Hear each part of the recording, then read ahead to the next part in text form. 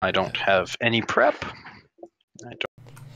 Hello, everyone, and welcome to Best of 3. Today we have a lot of topics to kind of go over, but as always, we are joined by rekenner and RNGee. RNGee is here. There he is. Running a little late today. A lot of stuff going on, but we are here and ready to talk about the exciting weekend we did have. How are you guys? Doing good. How are you? I'm doing well. I've had better days. It's been a very busy week for me, which is one of the reasons there's a lot to talk about. So Yes. let's get into that. Yes, let's go right into the archetype breakdown from this week's ETS. Yeah, this week we kind of had a bit of a run back of the decks that took top 8 last week. If y'all remember, we had 4 copies of Stone Scar Slingers in the top 8 last week and 3 of Acharya Blue. And we had Stone Scar Gunslingers and Acharya Blue as our 2 most represented decks for this week. Following that up are 2 of the decks that are 3 of the decks, that have kind of come back or have been reinvented or shown up again, which are FJP Aggro / FJP Plate, a deck wholly invented by Manu S. Praxis Midrange, which saw a lot of success right after Set 2 came out and then sort of went away when Tavrod came out. But now that Tavrod has left the meta a little bit, it's kind of come back. And then we also see Chalice, which got a new card kind of in Reliquary Raider. And now some people are also playing Shelterwing Rider in it as a response to Acharya and a few other cards. Then we see a handful of other decks. We see a little bit of FJS removal still showing up. We see a handful of other aggro decks. We see a couple other time mid-range decks showing back up in Big Combre, Elysian mid-range. Although they, Big Combre didn't do so well. Elysian mid-range did, as you can see on the win rates. But of course, once you get down to the point of 2 people bringing a deck, it stops being more of an indication of the deck and more of an indication of how well those 1 or 2 players themselves actually did. Mm-hmm. So to dive into it a little bit, the real numbers that are on here are the 2 decks that were very popular did not do very well. Stone Scar with a resounding 31% win rate over 8 copies, really not the most impressive of showings, and Acharya Blue batting under 50% after a very strong showing last time around. So pretty decisively, those are not the decks to be on at the moment, and this new FJP Aggro deck was the best performing of the popular lists. But honestly, we had a fairly significant drop off in attendance for this weekend, and consequently, a lot of the decks were a lot lower represented, and it was a bit wider of a field as well than you're usually used to seeing.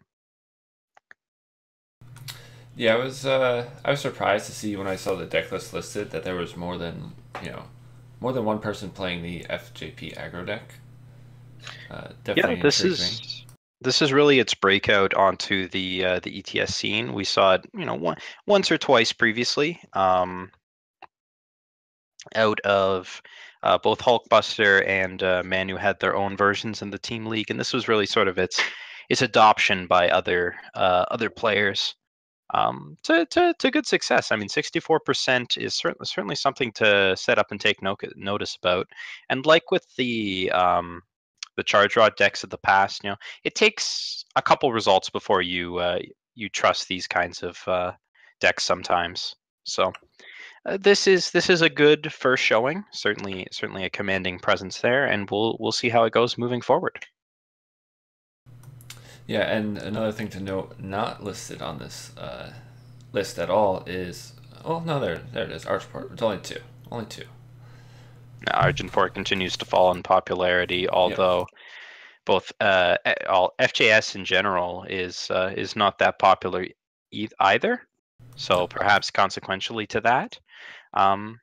You'd think that the relic weapons would line up pretty well against the FJP Aggro units, but I don't think that's quite what was on everybody's mind this weekend. I think Stone Scar Slingers and Acharya Blue definitely were. So we're going to readjust to the new stuff. I know Chalice is back a bit, although most people don't think it's that great. 52% win rate, not really the most inspiring presence. But these numbers, it's hard to draw too many conclusions beyond them. Besides, Slingers and Acharya Blue were popular, did not do very well, and FJP Aggro made a successful debut. Yes, certainly. So let's just go right into the top 8 and see what made it. Yeah. So, the first thing to note is the good old JPS control by Tin Man, his own version and unique way of playing that deck. 7-0'd. It's definitely surprising, to say the least. Yeah, and a pleasant surprise, I'm sure.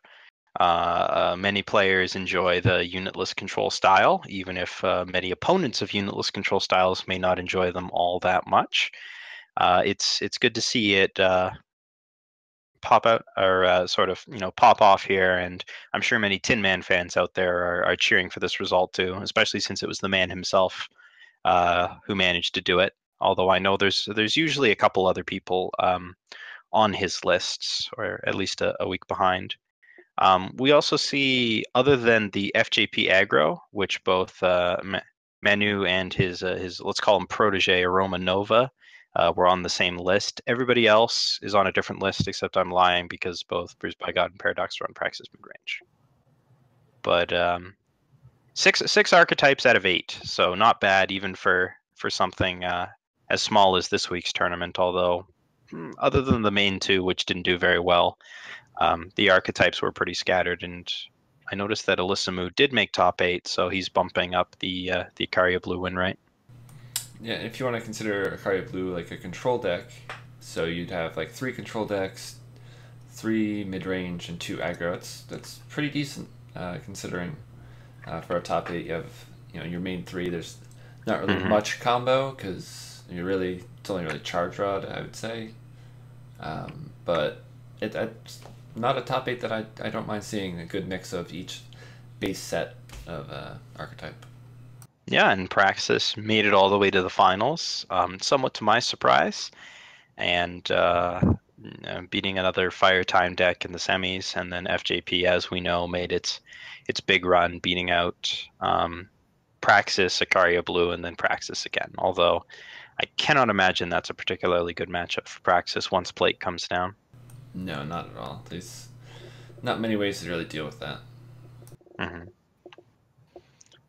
So speaking of the winner's deck, let's toss into that and take a little bit look about the new kid on the block, so to speak. This FJP Plate, FJP Aggro deck that somebody doesn't own 4 plates. So the idea here is there's a lot of good cards, good aggro cards in those 3 factions, both Skycrag and Rakano. So what if we just jammed all those cards together and added in the recent Huru All-Star Shelterwing Rider and saw what happened? So, you've got the Rakano core, you've got your Torches, your Protect, your Vanquish, your Unseen Commando, Volks, Whirling Duos, Hammermite, Deep Forge Blade, all very common Rakano cards. And then you're also pushing in the Skycrag All-Star Vadius and Permafrost with Kothon and Shelterwing Rider. So you take this incredibly powerful Rakano core that's just very strong right now, includes some of the best cards in Primal, and this is what you get. And I believe during that event I did the deck tech with Hulkbuster. And the big difference between his list and this list is that this list has Champion Glory, whereas his had Champion Fury. Yeah. So those are the 2 big... Kothon and Champion of Fury are the different cards. Those are the 2 big differences. So they actually, the 2 players, Manu and Hulk, had a big talk about this. Manu likes Kothon because it blocks better. 3 health means that he's got nothing vulnerable to Lightning Storm. Even Vadius has its Aegis, and Kothon's very good at blocking any ones that aggro is not playing. As my camera is dying for some reason. No. Fantastic. We can still hear you. All right, like camera as in life.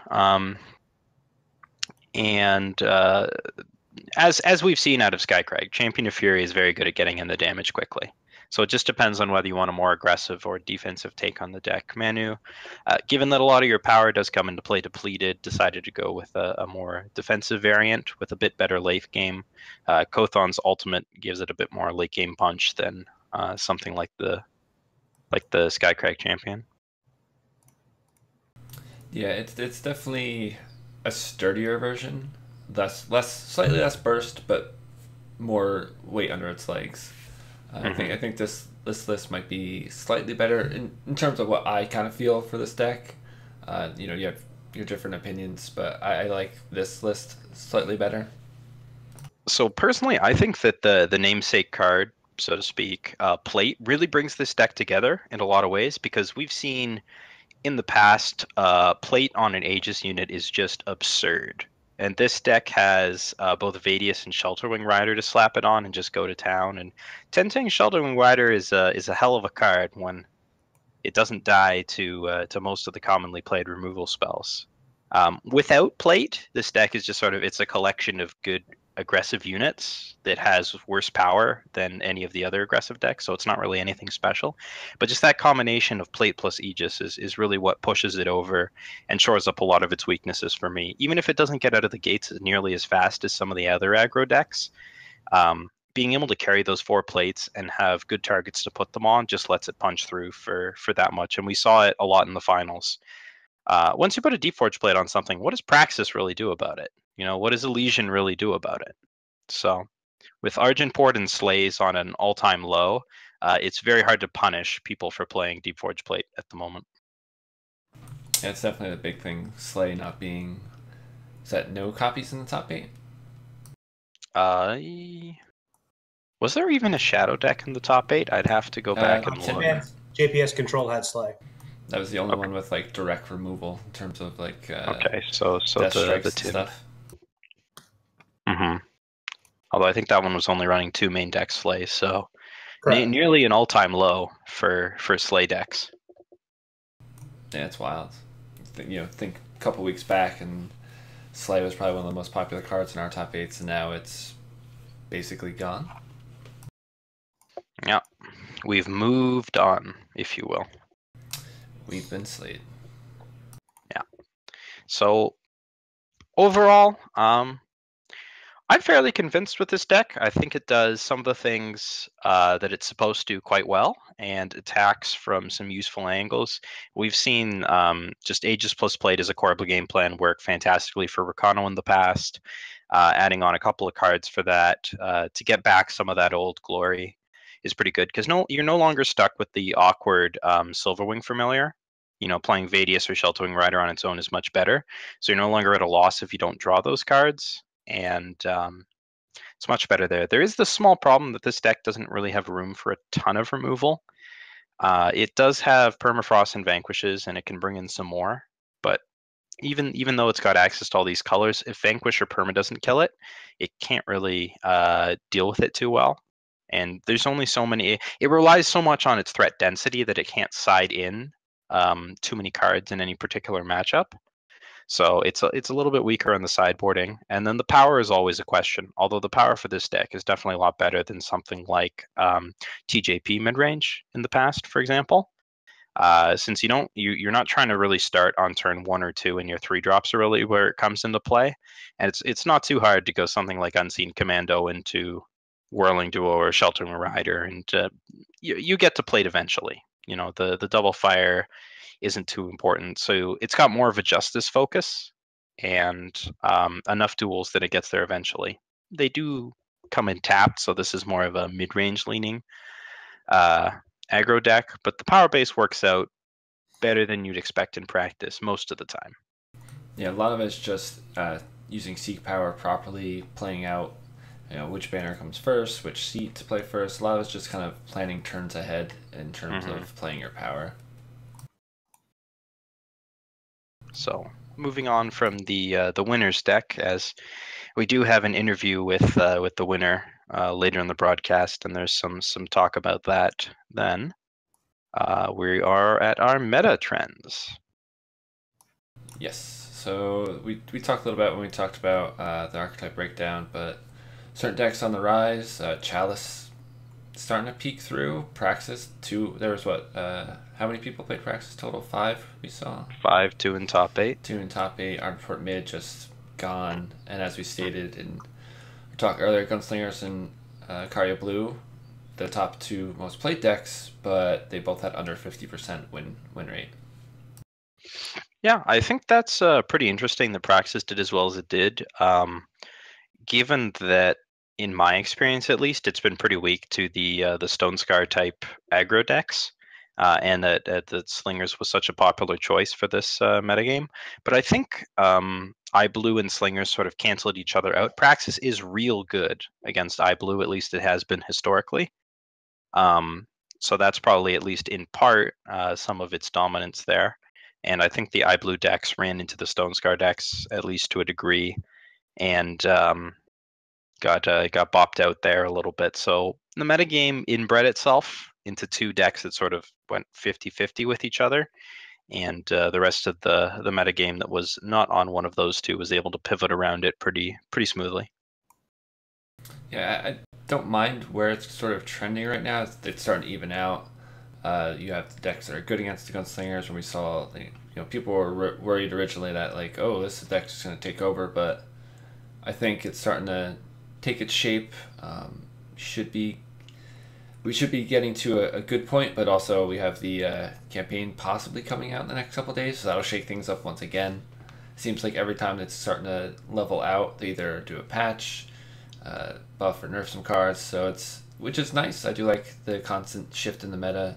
Force people to build different decks, pick different decks. It's definitely been an interesting month or so.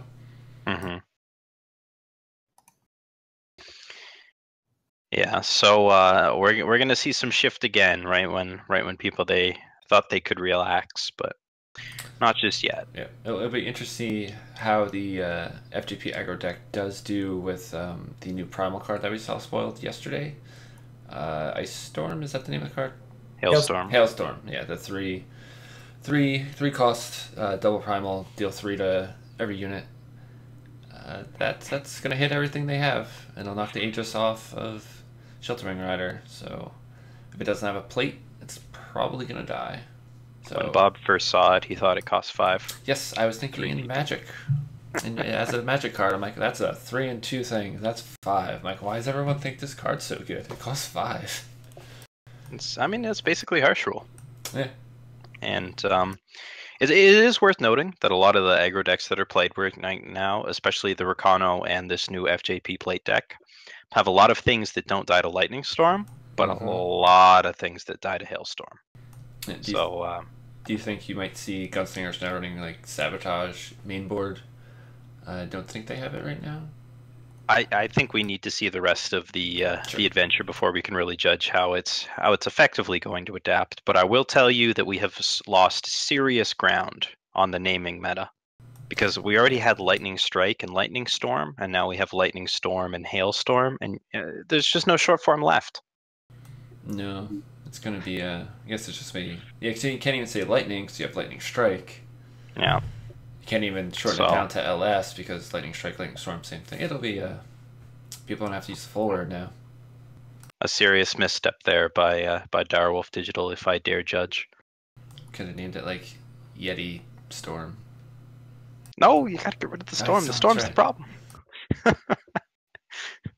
Squall. There we go. Yeah, something. Okay. So let's take a look at our leaderboard. Start off with our IP leaderboard here.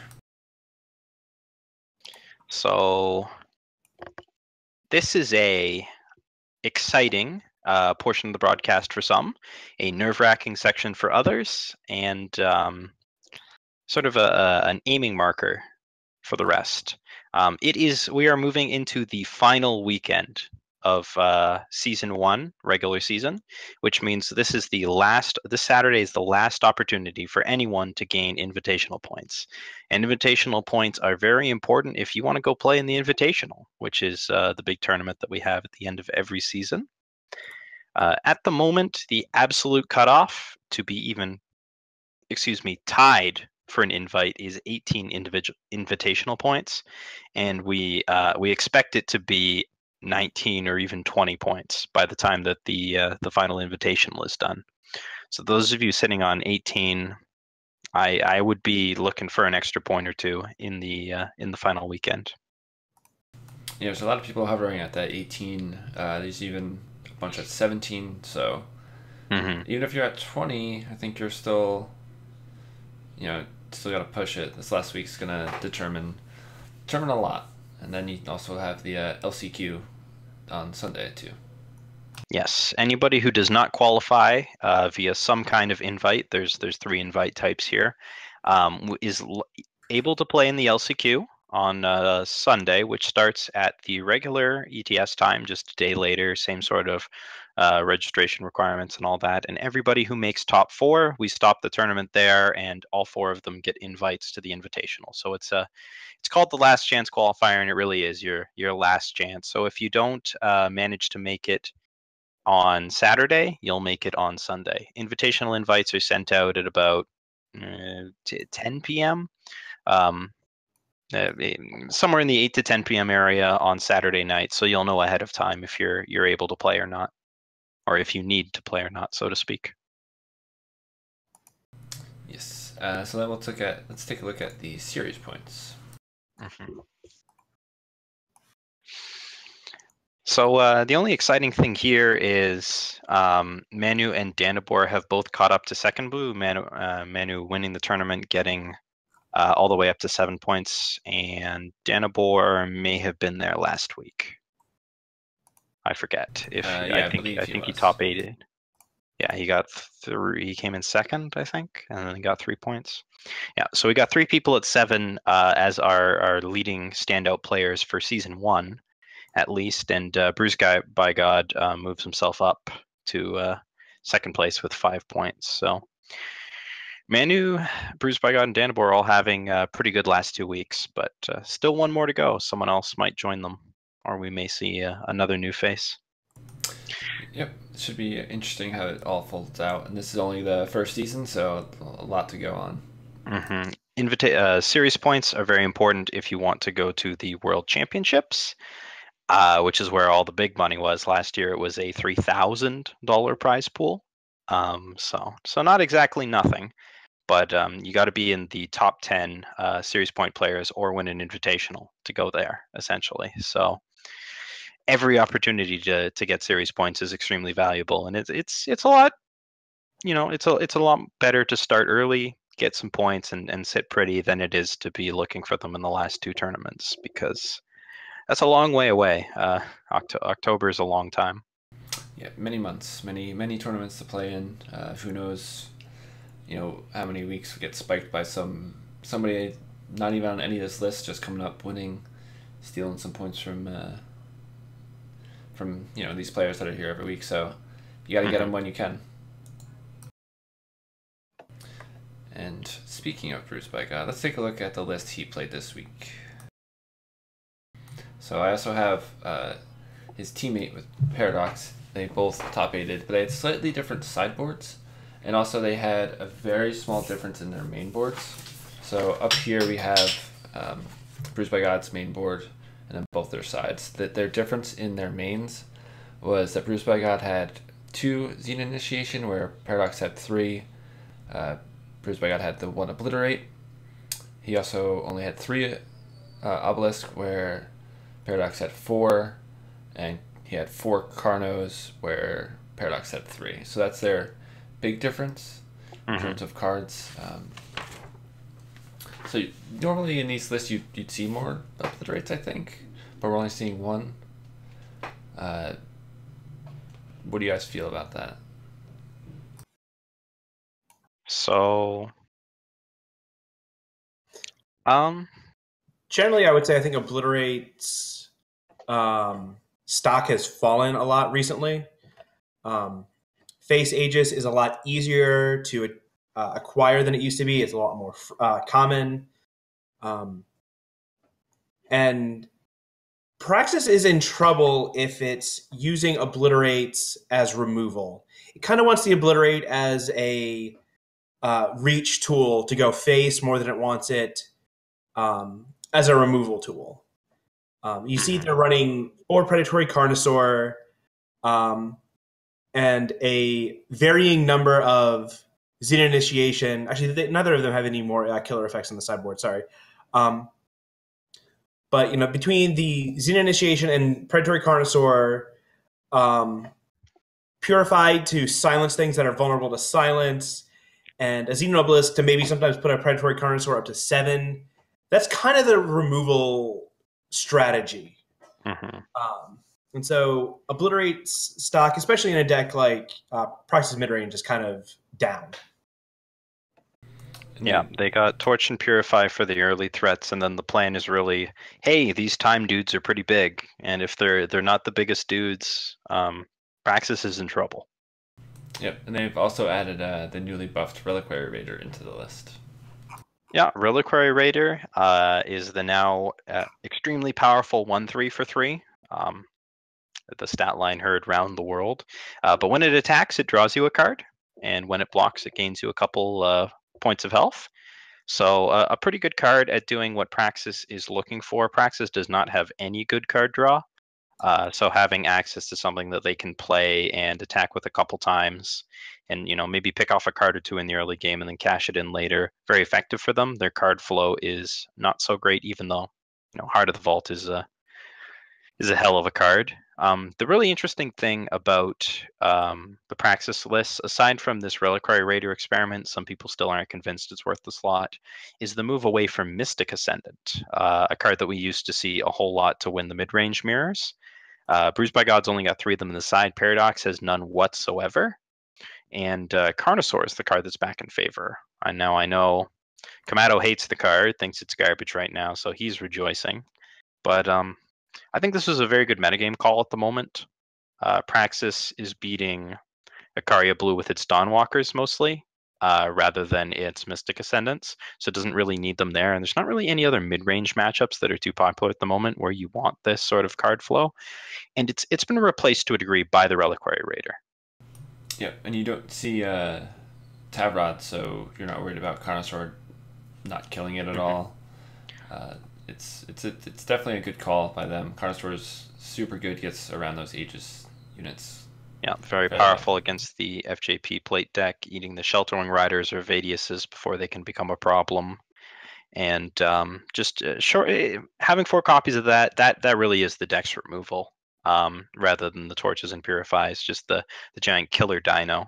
So 8/6 rocks for late game power. We've seen it before in the big Xenon decks, and we see it again here. Interesting that what we have ditched that we saw in the past is the Power Stone. We used to see a lot of Power Stone Praxis that would just skip right to 4, say hell with the 3 drops. Now we've seen a move back to the Dawnwalker post nerf and the Reliquary Raider on 3, and just the Initiates are back rather than the Power Stone. So we've changed. And with the Shadow mostly moving out of the metagame and a lot fewer Vera's favors running around, whereas previously that was another way that Argenport got you with all its Vera's favors. It gives them a lot more room to move about. Yeah, and Bruce White's got Sideboard also had another way to kind of slightly deal with some of the aggression from the plate deck with Scorpion Wasp able to come in and block. Other than that, you see Shatterglass Mage in both, 4 on Paradox, 3 on Bruised by God.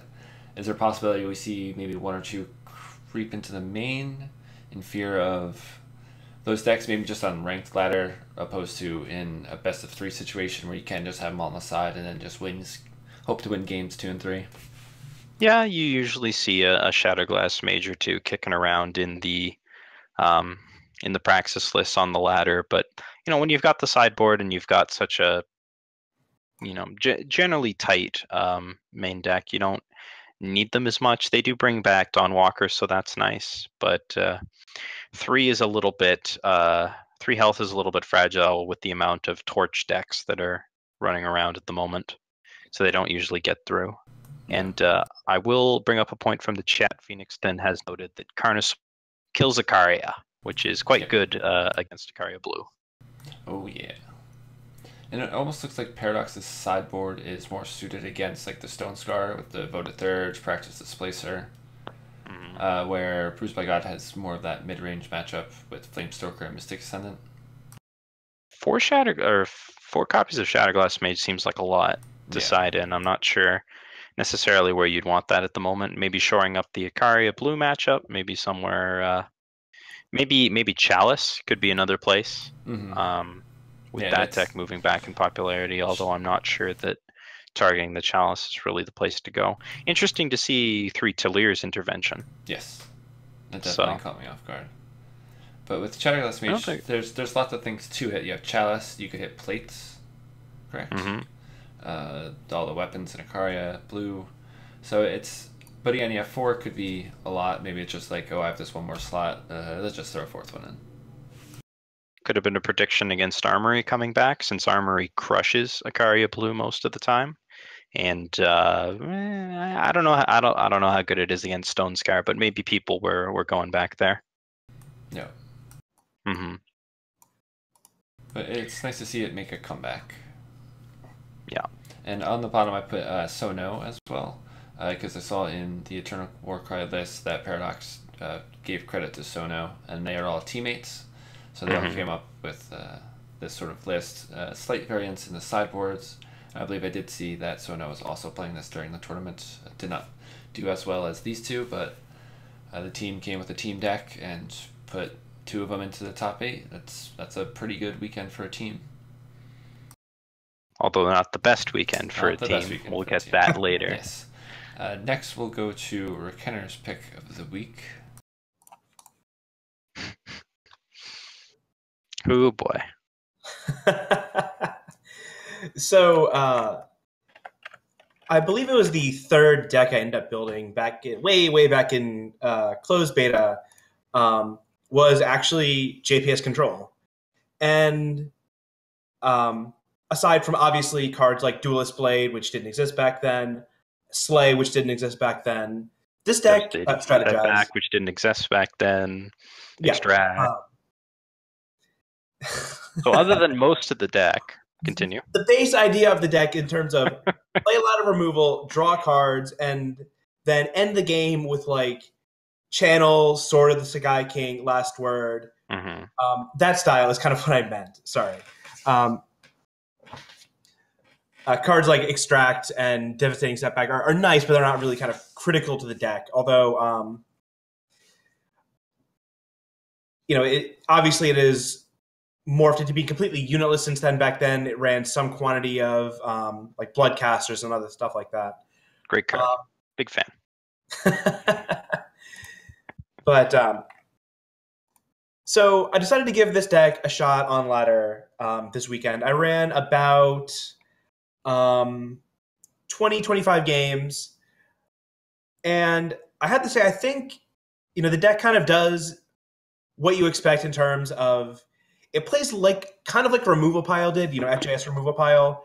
You have access to Wisdom of the Elders and Strategize to give you a different type of card advantage / card selection. Like Removal Pile, now that it can't run, rather now that Wanted Poster is nerfed and some people are cutting it, or it's a lot harder to slot in. You can't, Wanted Poster plus Slay on turn 4. You can't Wanted Poster Torch on turn 2, sort of thing. But now that deck is a little weaker, this deck kind of may be able to fill the unitless control style. If you're running into a lot of like Stone Scar Gunslingers with Madness plus Combust, Madness Devour, Madness plus Ashara, this deck just embarrasses that as a concept. Those decks are no longer running quite as many good individual unit threats. Like they're running Grenadin Drone and Assembly Line, where you're running 3 Lightning Storm, 3 Devastating Setback, and 4 Harsh Rule. If they go wide, you can get rid of all of them with one spell. Sorry, did you want to say something, RNG? Yeah, well, I was just going to agree with you on the go wide strategy. So I do have a little bit of story time about previous JPS, but we'll hold on to that one for the moment. Okay. This, as you said, previously we have seen examples where control decks just drop all the units, usually in metagames where Madness is popular. And as we saw last week, Madness Slingers seems to be, the deck to play. So dropping all your units there and just totally blanking your opponents from seems to be a fairly powerful strategy. At this particular metagame point that we are at, I imagine, given Sling or showing, they will adapt. Just pretend my camera, guys. It's not bothering me. Yeah. RNG, your audio is starting to cut out a little bit too. If you wouldn't mind, maybe we can hopefully get back to your point in a second. So I do want to make a couple of comments about this deck. If you want to run it on ladder, I never think Rain of Frogs is good on ladder. And while the meta on ladder is slowing down, you're still going to run into FJP Plate. You're still going to run into people playing various aggro decks and gunslingers. And sometimes you'll cast Rain of Frogs on 4 and you'll see like 2 plates in your opponent's hand and you'll feel real good. And then other times it's going to be like a 4-cost spell in your hand and it's sitting there and you're staring at lethal on the board and you're just embarrassed. And I really feel like the you're just embarrassed situation comes up a bit too often on ladder. I also think that you probably want to trim at least one of the 6+ cost cards. Again, ladder is a little more punishing to stumbles. You don't have the best of 3 control deck advantage, which is to say, generally speaking, control decks sideboard better than aggro decks. If a control deck stumbles in like game 1, they go, well, okay, that wasn't great. I don't want to be down a game. But now I can sideboard and I've got better chances to win game 2 and then game 3. Ladder, it's best of 1. And especially because you don't know what your opponent's up against, you can't see, you can't go, well, this hand is good, but it's slow, so I need to mulligan this. You might be tempted to keep a hand that's a little slow, or just, well, what if I'm against a control deck? Spoilers on ladder, it's probably not. Even in this slow meta, I still found myself mostly against aggro with this deck. Yes, you are packing 4 extracts, which help make up some lost ground. Duelist Blade is a fairly good card against aggro, although even for a tournament setting, I think it shouldn't be. I think this deck has a few too many face ages, and I think Duelist Blade is just kind of worse than Runehammer if you're looking for a weapon. And if you already have a face aegis, I'd rather have a Runehammer. Even for like ETS play, I think maybe a 2-1 split in favoring Runehammer or maybe even favoring Duelist Blade is fine. I also really think this deck needs 4 Seek Powers. Yeah. Like, I played about 50-50 of my games with the base deck, thinking, well, okay, I'm going to change some of this. And then about another 10 to 12, 15-ish games with a modified version. I put in 4 Seek Power, took out the Vara's Favors. I swapped out I can't remember the exact swap I did, but I got to 4 Slay instead of the weird mix of Slay, Deathstrike, and Feeding Time. I think Feeding Time right now is just Slay that costs 1 more. Like, you're not seeing much Entomb on the ladder right now, or even yes. And while Deathstrike is fast, the power efficiency is very relevant. But yeah, so I think the power base felt very inconsistent to me when I was playing it. You'll notice, if you put in 4 Seek Power, you will have to change the power base up some, in that there's only 1 actual Primal Sigil in the deck and then 3 Shadow Sigil. So in your 4 Channel the Tempest deck.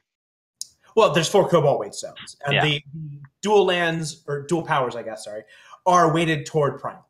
I wasn't having influence issues by the time I got to 8 power. It was more often... in the early game, you couldn't find your setback or extract power. Exactly. or I would just be dead by the time I would get to 8 anyway. But yeah, because there's setback with double Shadow, Wisdom, double Primal, Harsh Rule, double Justice. Yeah, the deck is very influence intensive, and possibly that is a reason why Runehammer wasn't actually being played. It is double Justice, so the chance of actually hitting it on 4 is a bit lower. But once I didn't put in a Runehammer until after I had changed to 2/4 Seek Power. Mm-hmm. So I didn't have any issues casting a Runehammer on turn 4. But again, in the base version of the deck with this power base, that might have been part of the reason for just 3 Duelist Blades. You can go. Oh, I'm going to take a while, so go ahead, Bob. I was just going to say, this version of this deck is definitely an improvement of his previous version, which was the Time Primal Shadow version. Mm-hmm. Having access to Harsh Rule and another good win condition in terms of Sword of the Sky King definitely improves it over just playing, I think it's just playing Time for Banish and... Extract, or, Banish and Excavate. That's it. There's...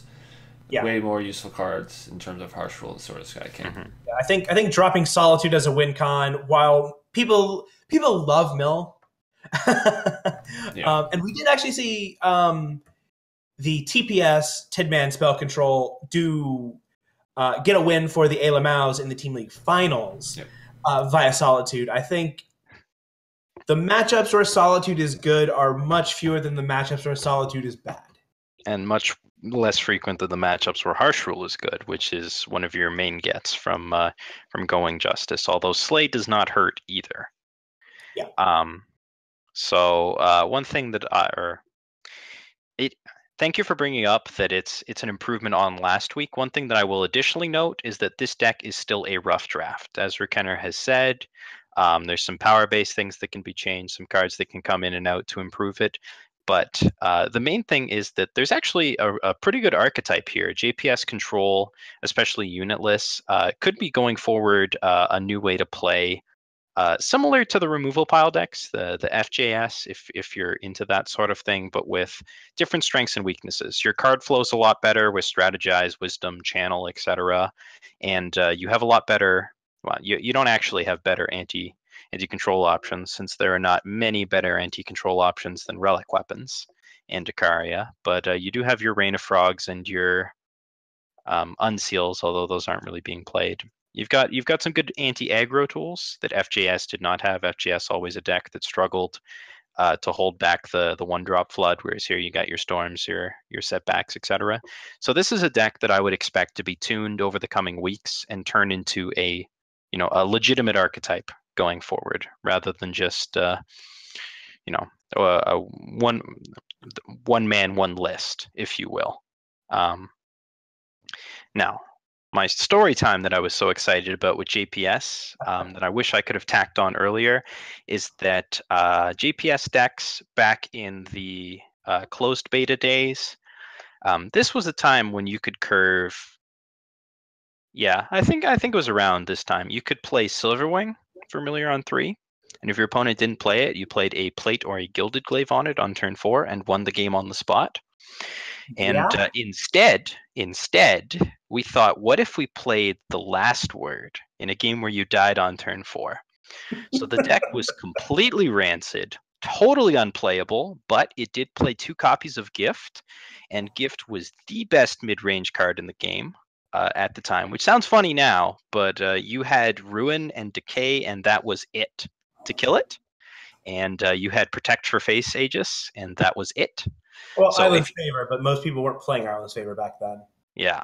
So if you landed a Gift, you essentially won the game. It might take you a couple turns, but you won the game because you just have all this junk in your hand, and eventually your opponent's gonna die because they just discarded like 6 cards or whatever. And it was the only way to play the Last Word, which was a pretty cool card. The deck, eventually people realized that Gift was the only card in it. It was Gift, Harsh Rule, and 68 bad cards.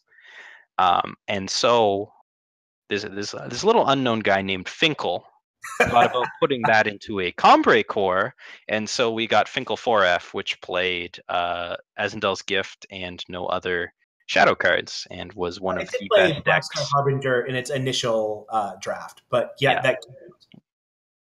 Yeah. So we ended up getting one of the best decks of closed beta out of JPS, and I'm excited to see what happens out of this one because I can kind of feel it happening again. I don't think that this particular list is going to be it, but going forward, it's going to be sweet. Speaking of going forward, we talked a little bit about Hailstorm earlier. And this is kind of a deck that, well, I think there might be decks that take a little bit better advantage of the fact that,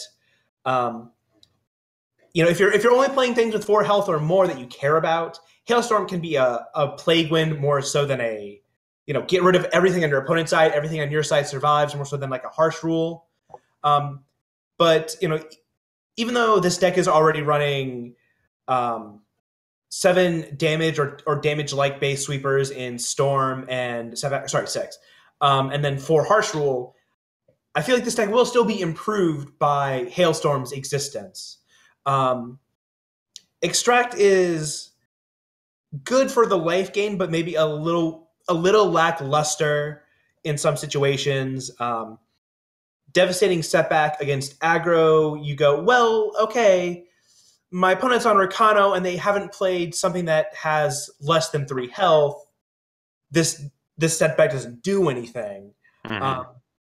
Hailstorm will kill everything in every aggro deck dead. Instigator, dodge Storm, doesn't dodge Hailstorm. Yeah. Whirling Duo, Champion of Glory, Unseen Commando, all of those dodge Lightning Storm, and they don't dodge Hailstorm. But we, depending on what other cards are in the set, depending on how the meta adapts, it could be this deck actually loses ground because it really is very anti-aggro hedging with like some other cards to kind of clean up at the end. Where I've actually also been playing Big Combre on ladder recently, and Big Combre has a lot of tools that can beat decks like this because a lot of their cards, or rather some of their key cards that they will eventually get to play because this deck doesn't kill them very quickly. If they stick a Mystic Ascendant, then protect it with Protect or stand together after, you've had to slay a Titan, annihilate a World Bearer, Behemoth, etc. Big Combre can run away with games, and that's been my experience against the anti-aggro based removal pile, both FJS and JPS. But of course, if aggro goes away, this deck can maybe go up to Gift in the Main, things like that to kind of combat the bigger time mid-range. So it'll be an interesting dance once Hailstorm comes out, what actually sticks in the meta. And if everyone's trying to go, real big, they start to trim the storms down, they start to trim the Hailstorms out. Maybe we see Skycrag or even Rally come back. Mm-hmm. So it'll be an interesting dance and some interesting meta evolution, I believe, right after that expansion comes out.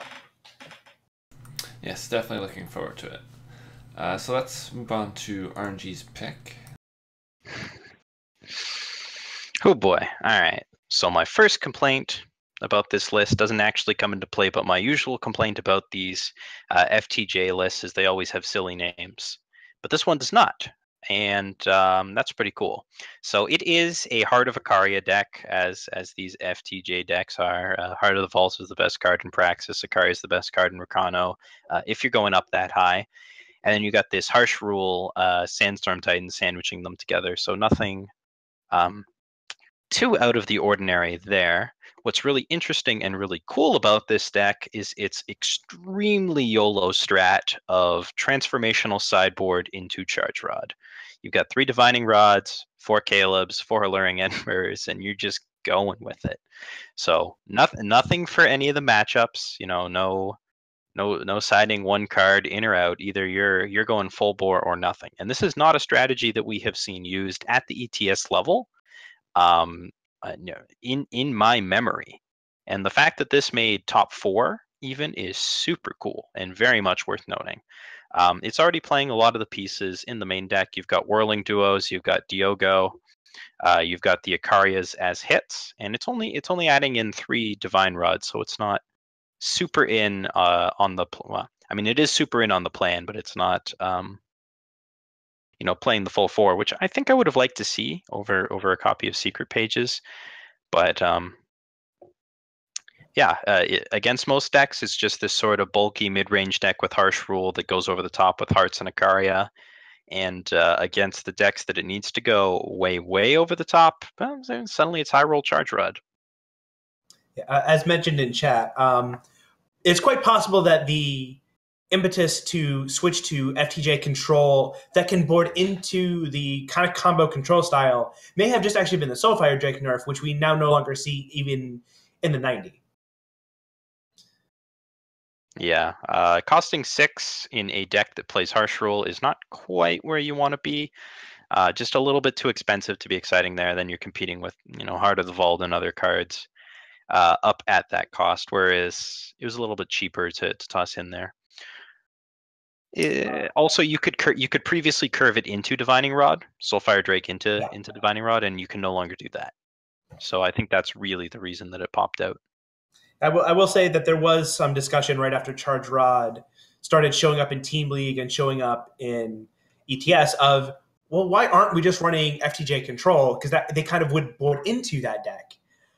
So now I think this is just kind of the inverse idea of, well, it started FTJ control, which does have a better matchup versus aggro specifically, because a lot of the Alluring Ember or the 1/2 charge Yeti, for one I can't remember its name, Secret Pages, even Divining Rod itself, depending on if you're kind of fishing for hits.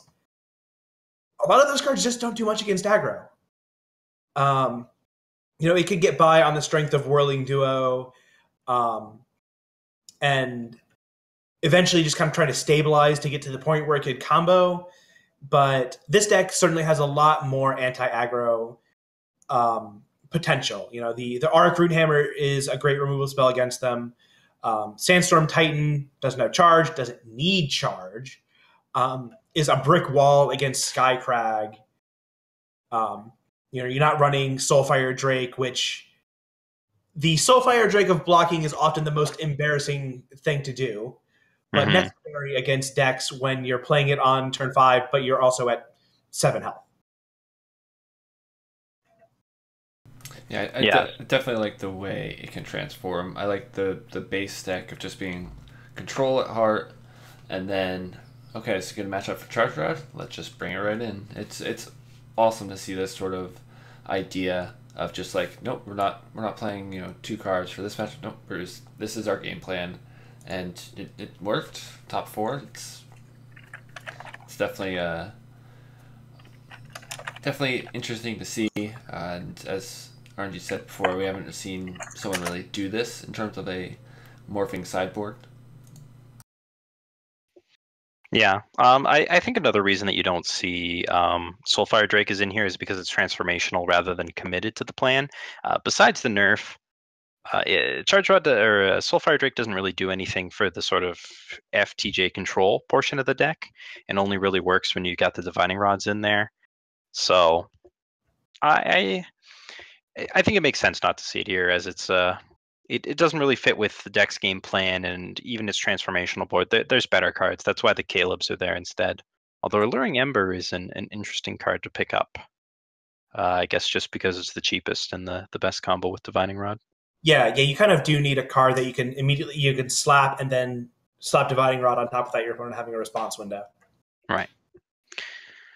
So yeah, I just really I'm a big fan of history and all things history. You heard some of my my talking about it earlier, and I think this is really one of, if not the first, evidences of a successful transformational board plan. Now, it may have been successful because he didn't touch it all day. I haven't actually talked to Yamster about this one, although I usually try to contact all of my showcase deck opponents. Yeah, showcase deck opponents, and find out the secrets behind their list. But still, really cool to see them doing well. And Yamster is one of the rookies that's tearing it up.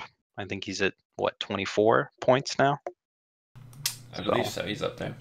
So in the market for heading the thing. And congratulations to them on another top 4. Yes. We touched on Bruce by God's team doing well this weekend, but there was a couple others that did a bit better. So we'll look at the lineups of the decks that they brought for the finals for the Team League. So ET Phone had Chalice, Slingers, FDJ Plate.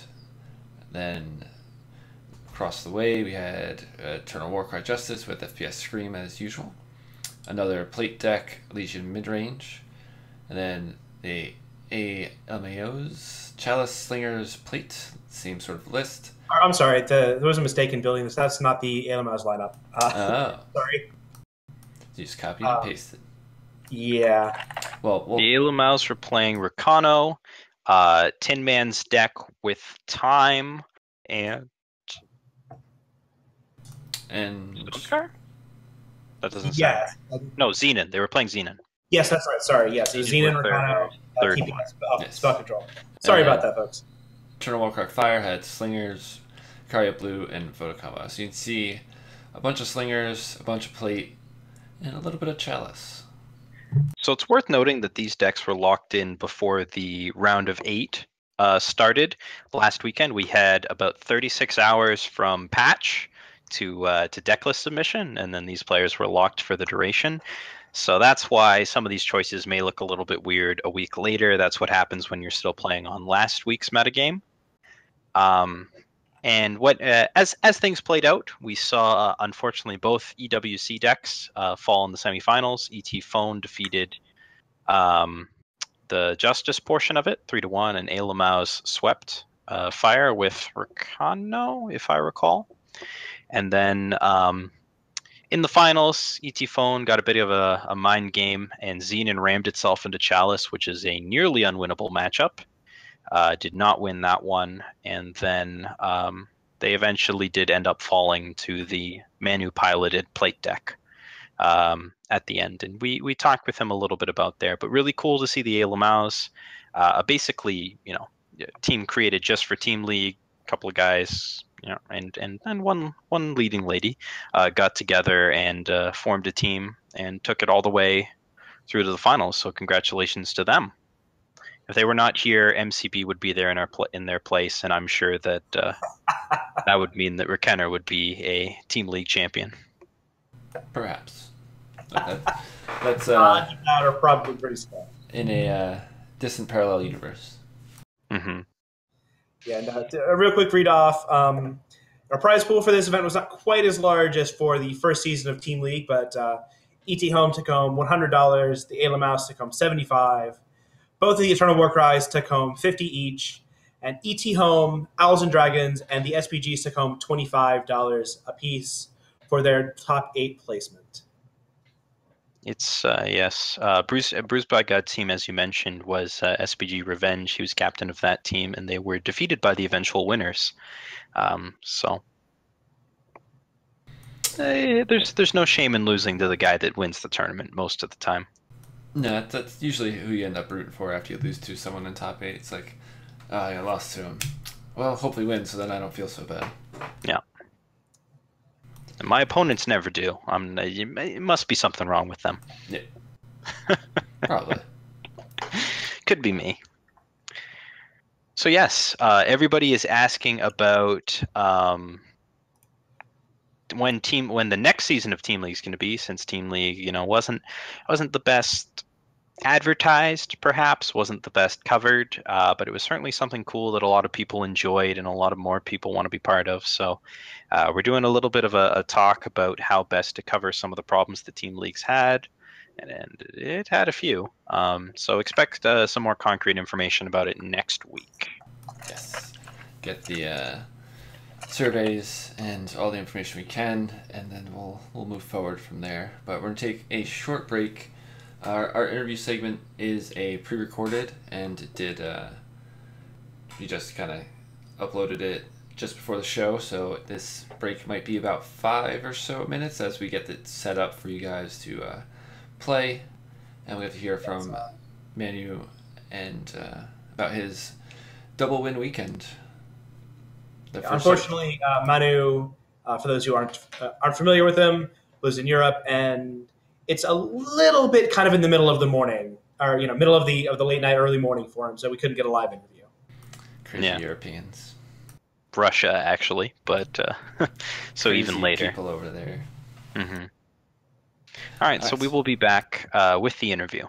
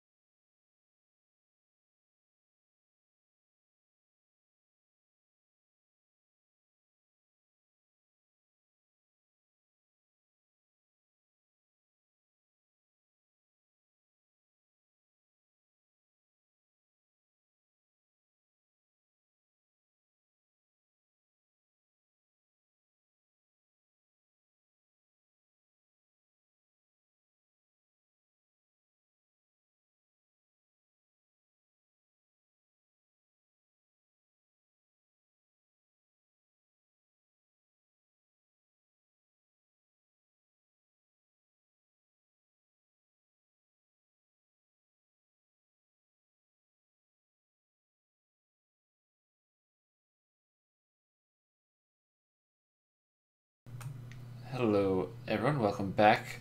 This is a pre-recorded interview. As you can see, Manu is paused at the moment.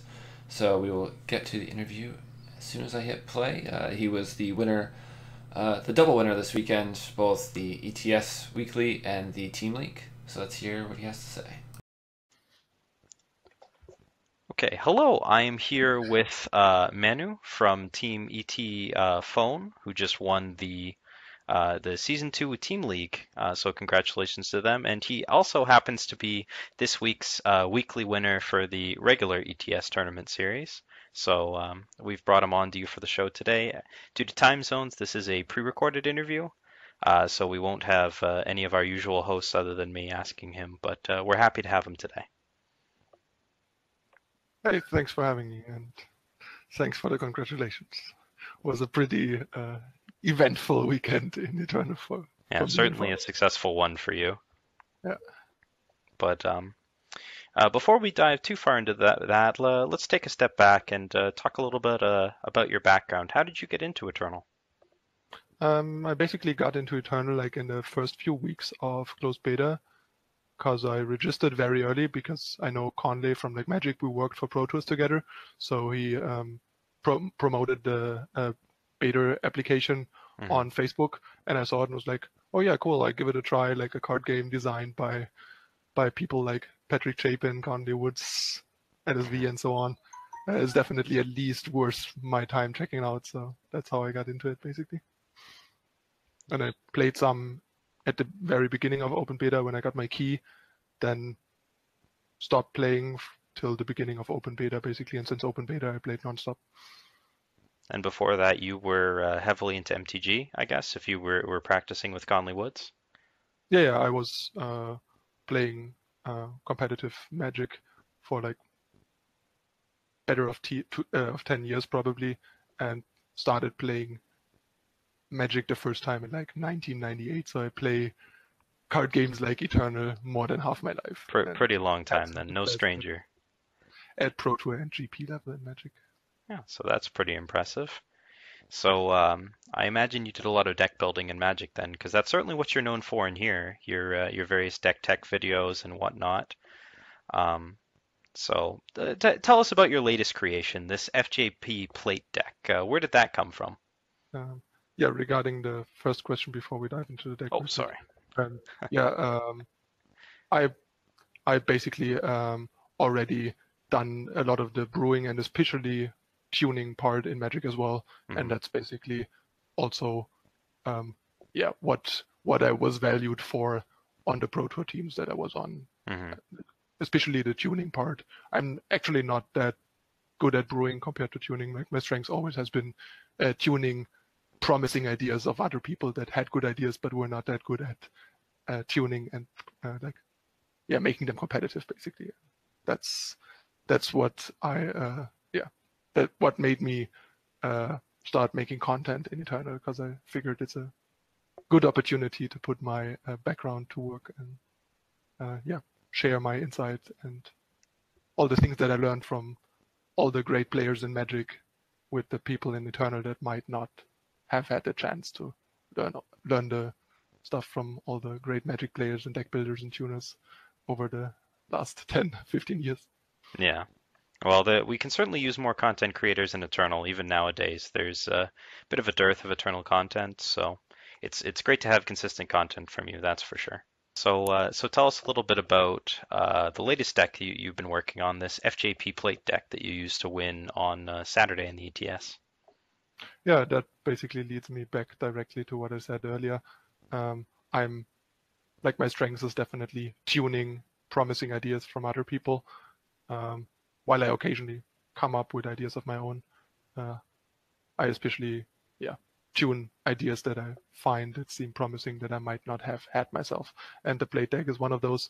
Hulkbuster came up with the idea of the deck and top 8'd, what was it, 1 or 2 weeks ago with it the first time? 2 weeks ago, I think. That sounds right. And around the same time, I was basically messing around with similar sort of good stuff, greedy 3-faction, proactive type decks with the high density of good units that we have in multi-faction, cards right now. Mm-hmm. And so I was familiar with the concept while it looks weird and clunky and greedy, being functional. But I was like, messing a bit with like a Fire Justice Shadow list that a friend gave me, Dr. He, aka Hayo He. Not sure if you heard of him. He was like one of the best players in multiple card games that he played competitively for a living. Not bad. Also Magic, but the ones that he is most known for were like Soulforge, WoW TCG, Spoils, and Versus System. And he dabbles a bit in the Eternal lately, so he sometimes ships me an interesting idea here and there. But regarding Hulkbuster, basically, I could see how the deck could work and be potentially good. I just disliked a fair share of the things that were going on in Hulk's deck, but I liked his concept and idea behind it, and worked from there, tuned it, cut some of the obvious bad cards that he has cut himself by now, and up the number of plates because I think it's the best card in the deck. And even though he registered for the Team League still with 2, the ETS this weekend he played with 4 finally, and so worked the deck into what it is. Patrick Dickman played the deck, picked up the deck as well from me. He made me pushed me towards cutting Champions of Fury, and that's kind of like how these things evolved. And the list that we have by now, I think, is one of the best decks in the format for ladder and for tournaments. The deck is really powerful, is very consistent actually. Even the influence is really good. The only downside basically of the ambitious color requirements mainly is the fact that your power development is going to be a bit slow and stumbly sometimes. You might have your 2-drop, but you can't play it on turn 2 and you have to play it on turn 3, stuff like that. But the deck is powerful enough and can come back well enough from behind that's a lot of the time not a problem, which is why the 2-drops that we play are so important, because the 3 health 2-drops make sure that since you're often playing from behind, that you at least have units that can block without dying and get you back into the game, while units like Champion of Fury play really poorly from behind. Right. So do you expect this deck to be sort of a pillar of the format going forward? Do you think it's sort of you hit an archetype niche and people are going to be teching against it and it's not going to be as effective? Or do you think it's going to be just as strong going forward? I think it will be about just as strong as going forward. I think the deck is very powerful. Each single card in the deck basically is a super powerful card on its own. That's where its strength comes from. Like almost all your cards are powerful and impactful in all stages of the game.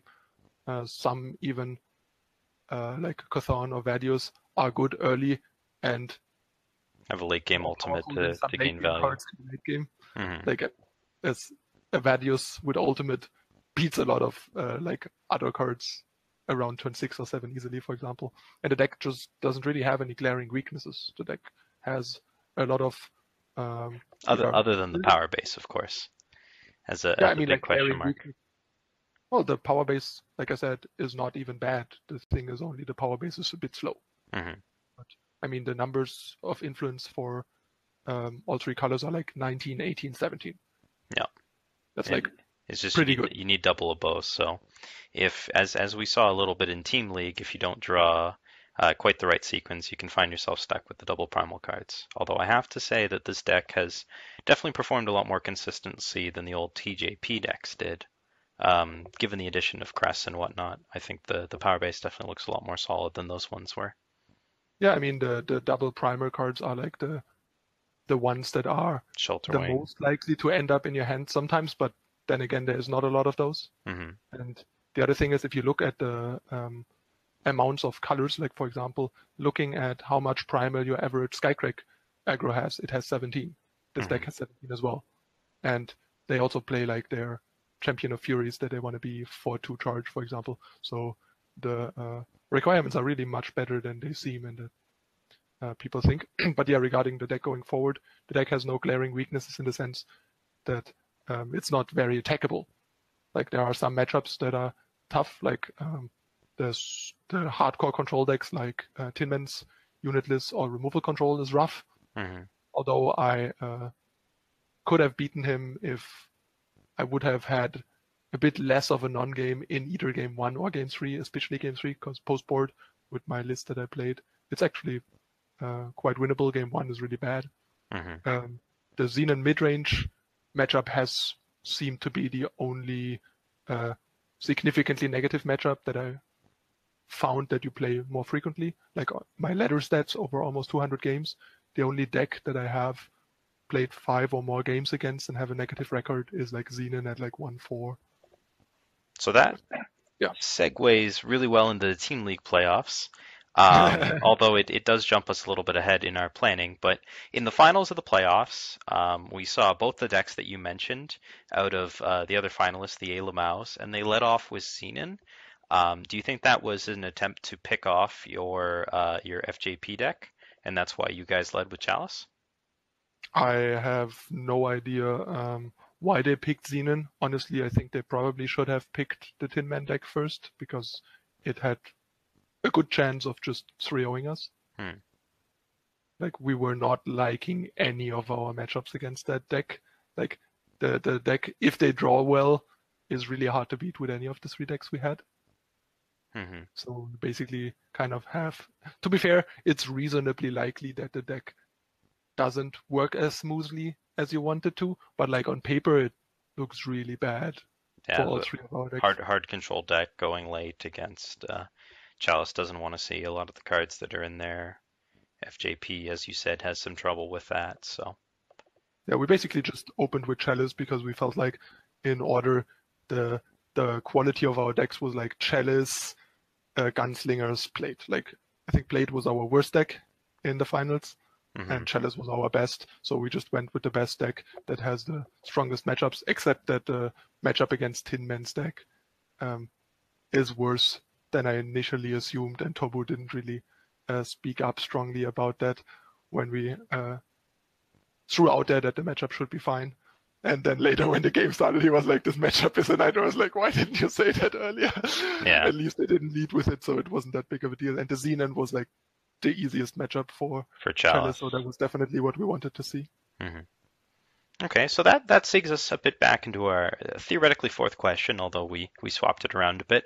Tell us a little bit about the background of your team, how you guys formed, how you guys, decide your lineups for the week, that sort of thing. Yeah, sure.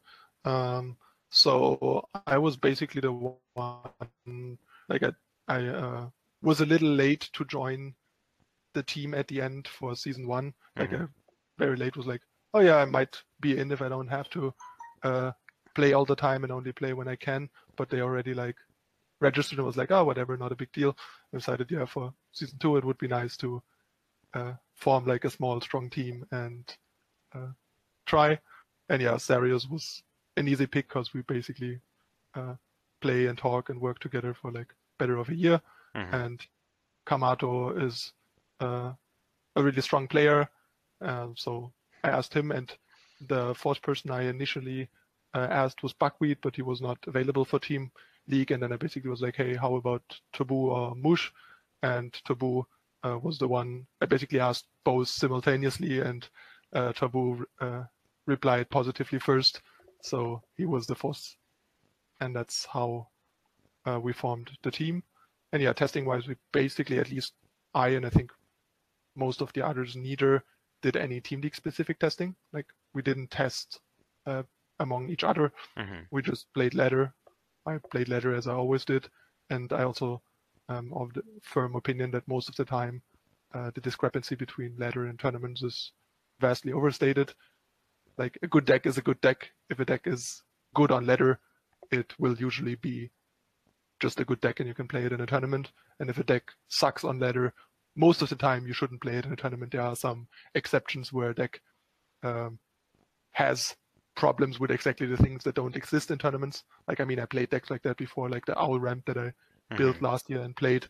That was not a good ladder deck, but it was a really good tournament deck for like a week or two, for example. But these are like very niche metagamey things. In general, if you have a deck that crushes on ladder, you can just build a good sideboard. It's going to do well in tournaments too. And that's how I played the plate deck. Like, the plate deck is one of the best performing ladder decks of all time for me. alongside like the old Chalice. And yeah, the deck just felt really powerful, really well rounded. So I figured build a 15-card sideboard for it, and you can't really go wrong if there's not like a bunch of matchups that you face a lot in tournaments that you're concerned with, for example. And so that's basically what we did for the most part for the league. Also for like most of the league, the lineups were kind of like 1 or 2 deck lineups because Argenport was a lock, and then Feln was kind of a lock for us as the control deck because it was the best control deck until we found Acharya Black. It was certainly the most popular control deck. It didn't end up performing all that well, especially as you got into the later part of the season. Yeah, well, we were pretty happy with it for like most of the time and liked it the best of the control options until we found Acharya Black. Then it was an easy swap, and we mostly just decided what our third deck was going to be from week to week, basically. Okay, so while you guys did win the playoffs, and congratulations again, was there anything that you would have changed with your lineup if you had been given more time? Since we did, sort of drop a patch about 36 hours before lists needed to be in. I would have played a more refined list of Blade, obviously, because the list that I had this weekend was really good, while the list for the playoffs was still a bit unrefined and definitely had like a couple less percentages in some of the more critical matchups. Like, for example, the Tin Man deck, like the list from this weekend is definitely much better suited at taking that down than the list we had. And yeah, I probably regret in the end having decided against Scream because the deck is just so powerful, so well-rounded that maybe we should have just played it over Gunslingers in the end or something. Not sure. But all in all, we were still pretty happy with the lineup. We had 3 of the best decks, and they were very powerful and proactive. Chalice was a pretty good choice, I think, for the playoffs to shore up some weaknesses, some potential weaknesses of the specific lineup. Yeah. All right. So last question then. What's your most memorable moment from Team League? Hard to say, actually. Like, the Team League stretches fairly long. I can't really think of anything specific right now. There might be one or the other moment that could be found in the videos, in the VODs of the events that I upload. I didn't have one for each week. There might be one or the other like very exciting moment that could qualify as that, but I can't really think of anything specific. But I mean, the obvious pick is just making it through and winning was definitely a pretty big and cool moment, and that's what we came for. And it's great to see that it worked out, that we got where we wanted to go. So, congratulations again to you and to your team as the double winner. Thank you for coming out, and thank you for coming out for the interview tonight. Yeah, thanks for having me. Really cool to be on the show, and yeah, pretty remarkable weekend. Quite a show of dominance that we managed to make there, and yeah, I'll hope we can continue performing as well in the future, like the upcoming Invitational that I qualified for with the victory. So looking forward to that. All right, so that was our interview. Went well and had a lot of good info and just background on Team League and also on the decks. Definitely like seeing that. It's awesome to see a double winner. It's very rare that possibility can happen, and it did. Yeah. So sorry, go ahead. I mean, Manu was confidently saying, while in top 4, that he was locked for the Invitational with 9 series points before that week. And he was absolutely correct, as he demolished everybody else and won the whole thing, thus locking himself for the Invitational. So a good Manu had a lot of confidence going into this weekend, and they sure made it happen. I mean, being a big double winner is no joke, and this is actually the first time anybody's ever won 2 tournaments in one weekend. It's also the first time we've ever had two end of tournaments overlap like that. So, big congratulations to him. As we swap over to our new promo page, very exciting.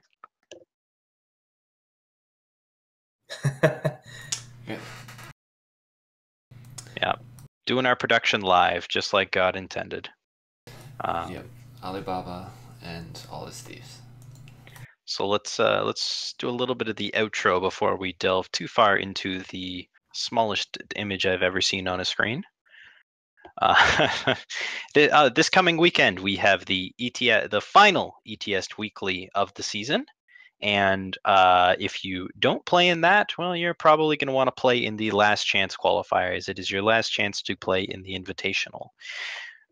The weekend after this will be the Season 1 Invitational, which will be a 32-person tournament with a large and exciting prize pool that has not yet been announced because we don't know what the numbers are going to be yet, although you'll hear about that in the upcoming days. And the winner of that will be going to Worlds and to All-Stars, so lots of more big fun tournaments to play in there. So that'll be really cool to see. Team League has now ended, so we have no more information on that front. So just these 2 really big tournaments on there. And hey, if you do well enough in the ETS on the Saturday, you won't need to play on the Sunday. And assuming that this new,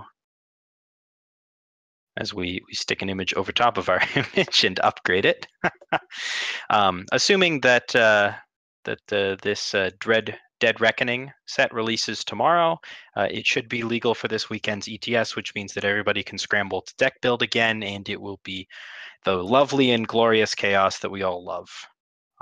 Unless you're playing, in which case you would really rather it not be that chaotic. But hey, it's fun to see cool new stuff, and I'm certainly looking forward to seeing what people come up with.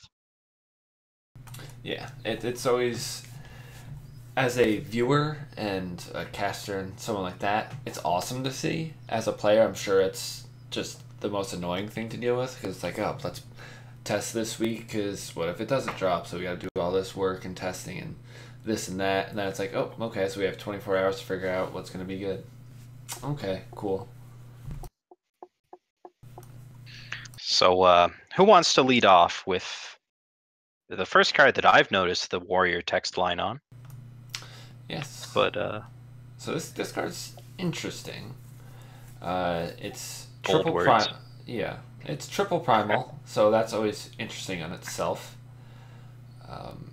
The summon effect, we've seen similar cards. I forget the Justice one where it's you summon the 8/8 big old bear, and if it dies, if the unit dies, the bear dies. I forget the name of that card.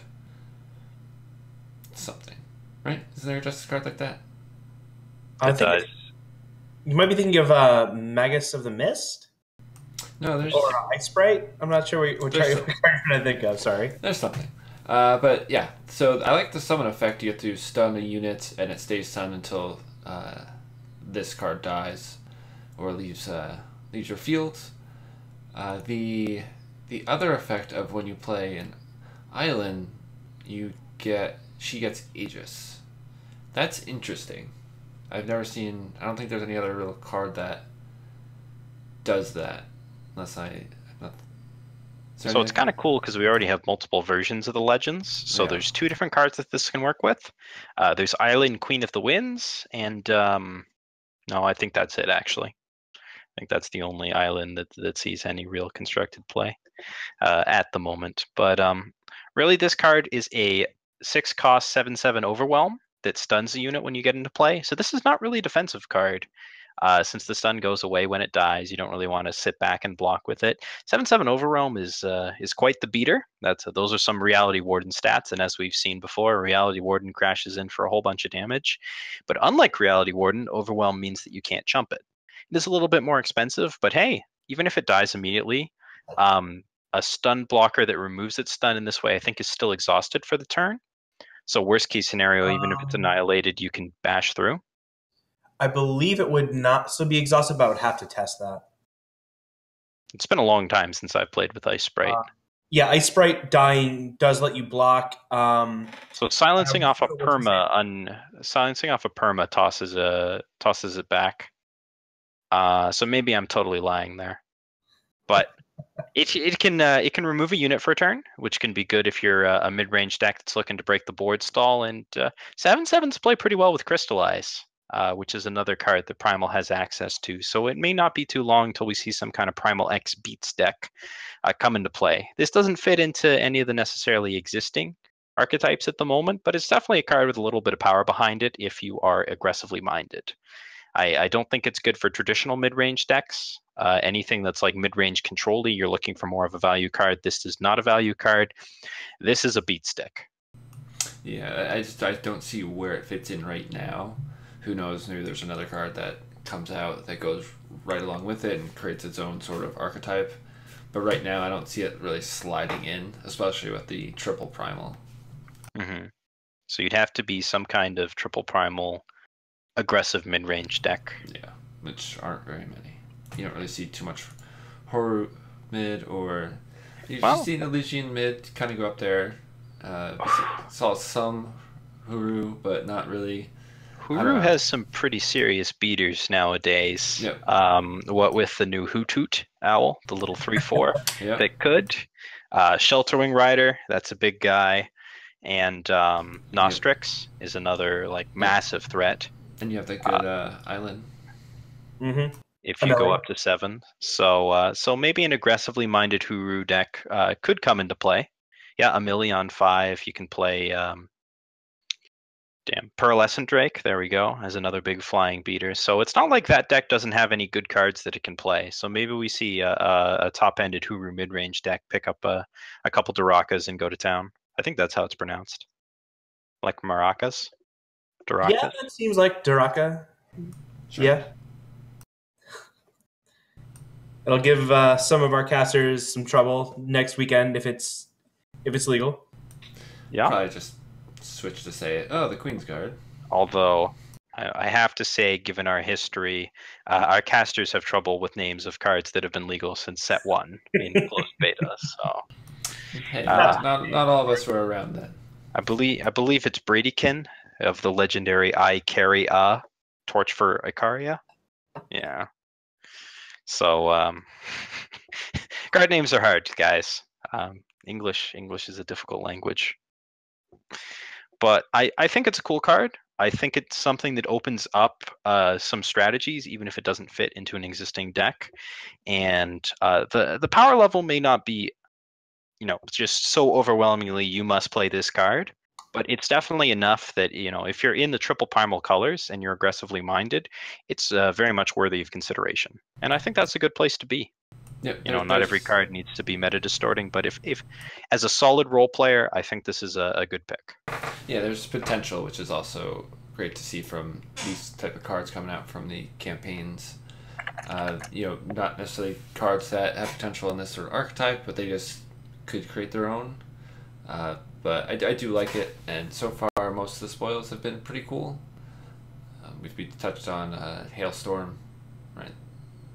That card's pretty good. It's probably the best one so far. Probably the most obviously widespread one. Yeah. Although we did say that about Stray into Shadow back in the day, and that didn't end up panning out. But everything has 3 health right now, so it's a little bit more obvious. Yeah, so it should be interesting. I'm excited to see how it all shakes out. See how fast people can get the campaign done, get all the cards, and get ready for a tournament and testing. Yeah. So a cool little spoiler there, just to cap off the night. We're hanging out here for a little bit. If you guys have any questions for us about how we think the meta is going to change, if you're interested, if you have any questions regarding the upcoming ETS rules, I know nobody reads those, so I'm sure you have something. But yeah. It's been a relatively light night for us. The interview took up a lot of our time, so weren't too heavy. No, wasn't too bad. We'll stay for a couple of minutes so we don't have too much dead space if nobody has anything. intriguing to ask. Everyone's A-okay with all the fun stuff. Hulkbuster has a question. Briefly summarize the ETS rune changes. Oh boy. All right.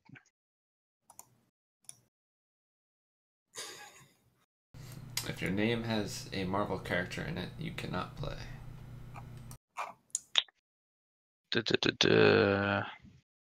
What's the fastest way to find this? So yes, Hulk, I would be happy to do so. Fortunately, I have already done so.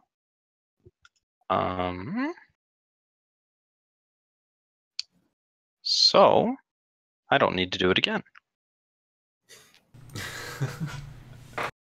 Here we go.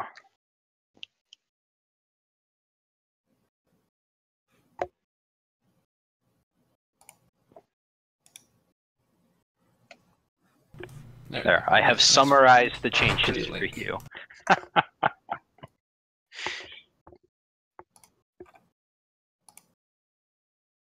Wonderful. So now everyone can read it at their own pace. Yep. It's almost like we actually have documentation for these things. Yeah. So a quick summary of the exciting ETS rules changes. Is the Invitational is using a never before used ETS format that we are calling modified Swiss, but is called by its proponents to be CS Swiss because it's stolen from Counter-Strike stuff, where once you reach a certain thresholds of wins and losses, you are removed from the Swiss pool. So it splits them exactly in half on the first day, and then we have a top 16 single elimination, which also never been done before. Always been cutting to top 8s before, but it was decided that we did not have time to do the extremely unreasonable thing of a double CS Swiss, and we wanted to invite more people to the Invitational rather than less, and this was the least bad option. So we're going to try it out. We're going to see how it is. I know a lot of people don't like it on principle. I'm with them on this, but yeah, double elimination wasn't anybody's cup of tea either, and this is the best of the bad options. Gotta make a compromise somehow. With any of these types of decisions, there's always going to be 1 to 3 people that are upset. Yeah. And I don't always make the best choices. Everything we've done has been part of a process of evolution, of building out the best system that we can. So if this one's a no-go, we will adapt. But I have some high hopes for it. I think it'll be pretty good. So we look forward to seeing who makes it there this weekend with all the changes. Yes. And if anyone else has any questions, if not, we'll wrap up. See ways to contact us, the dates for some tournaments, and I'm definitely intrigued to see the results coming out of this weekend. I have a question. Why did Twitch add rooms, and what are rooms really for if you have less than like 100,000 chatters? No one knows. To promote clicks. Really, Twitch should just integrate directly with Discord, and every Twitch chat should just be this little Discord. That's really what should happen. Well, in that both of them are based on IRC, that's possibly doable. Twitch is based on a couple of back-end things that makes it a little bit scary to dig into, but their APIs are pretty good. Yeah, I don't know if Twitch is actually still based on IRC. It used to be for a very long time you could connect to Twitch chats via an IRC client. I think you're thinking Owned. I know Owned exclusively had an IRC client. Yeah, you certainly could do it for Twitch for a long time. But that's neither really here nor there. It looks like chat no longer actually has any actual questions for us that are relevant. So. Yeah. Yes. All right. So thanks for coming out tonight. For the slower ones, no, why not? Taraka is one of the cards from the new adventure, Dread Reckoning, which should be dropping this week. Yes. Or campaign is what they're called. Same words. Oh, it says promo on the thing. Yeah. Sorry. I don't want to blame anybody. New campaign, not promo. I'm pointing to the guy above me. New spoiler. New spoiler. New something. A new mistake, a new day, a new blame. All right. So thanks for hanging out with us, guys. We will see you next week at some time, which may not be the usual time, but we will see. There may be a shift in these schedules, but that will all be announce sometime ahead of the schedule We eventually. hope. Still working out on all of that, some back-end changes and whatnot. But yes, thank you guys for joining us, and we will see you next week at some point.